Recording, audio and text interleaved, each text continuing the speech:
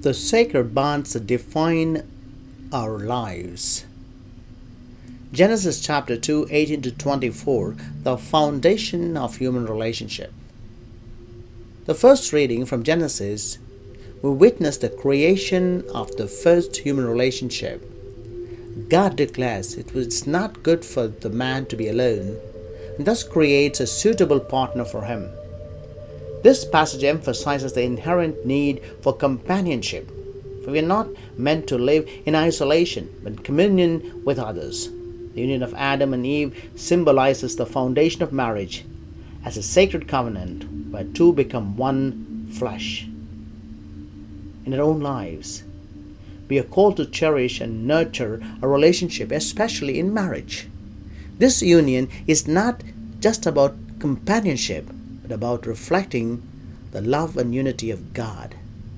Married couples are invited to see the relationship as divine vocation, where they support and uplift each other. Second reading from Hebrews chapter 2, 9 to 11, Christ's solidarity with humanity. Our understanding of relationship by highlighting Christ's solidarity with humanity. Jesus, for a little while, be made lower than the angel, so that he might taste death for everyone. By sharing in our humanity, Christ brings us into the family of God, where he is not ashamed to call our brothers and sisters. This passage from Hebrews reminds us of the profound connection we share with Christ. He understands our struggles, our joys, our pain. In a relationship, whether in marriage, family, or community, we are called to emulate Christ's love and compassion, recognizing the divine image in each person. Mark chapter 10, 2 to 16, the sanctity of marriage and childlike faith. In the Gospel of Mark, Jesus addresses the Pharisees' question about divorcing by reaffirming the sacredness of marriage. He points back to the Genesis account, emphasizing that marriage is a divine covenant that should not be broken.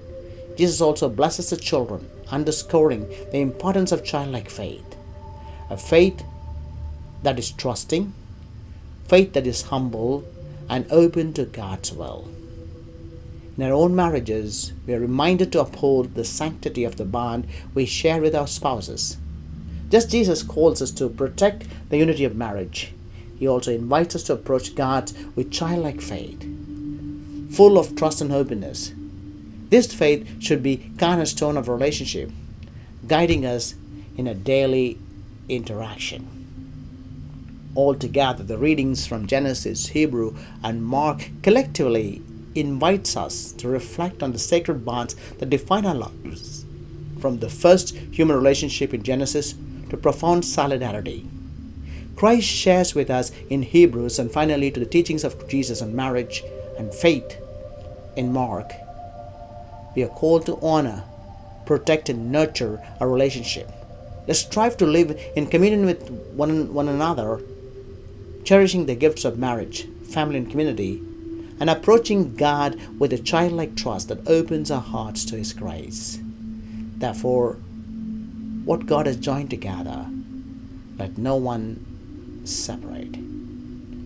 May we all go forth this Sunday, renewed in our commitment to love, both human and divine. May our lives reflect the unity and love that God desires for each one of us. Let's explore the 5 powerful themes and apply the Gospel of Mark chapter 10, 2 to 16 coming days and this week. Sanctity of marriage. Marriage is a divine covenant, not just a human contract. Unfortunately, today, marriage has become a contract and not a covenant. We talk about prenups. We talk about what can I get, what can you have. It has become a convenience. Couples should view their marriage as a reflection of God's unbreakable bond with His people. They should strive to nurture the relationship through love, forgiveness, and mutual respect. It is not a transaction. It's a relationship, an unbreakable bond. Pope Francis says, marriage is an icon of God's love for us. Marriage is not just about staying in love, it's about staying in God's love. Second, commitment and perseverance. The theme commitment in marriage reflects the endurance required in a faith journey.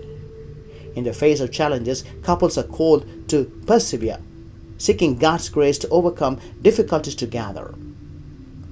To love someone means to see them as God intended them.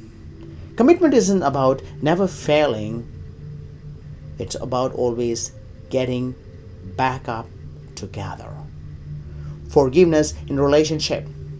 Forgiveness is the cornerstone of a healthy marriage and any meaningful relationship. Practice forgiveness daily. Let go of the past hurts and allow healing to take place, just as God forgives us. A couple goes to bed fighting and not reconciling have not understood the married life. St. Augustine says, to forgive is to set a prisoner free and discover that prisoner was you. Forgiveness is the oil that keeps the engine of marriage running smoothly. Fourth, childlike faith. Kingdom of God belongs to those who approach it with a childlike heart.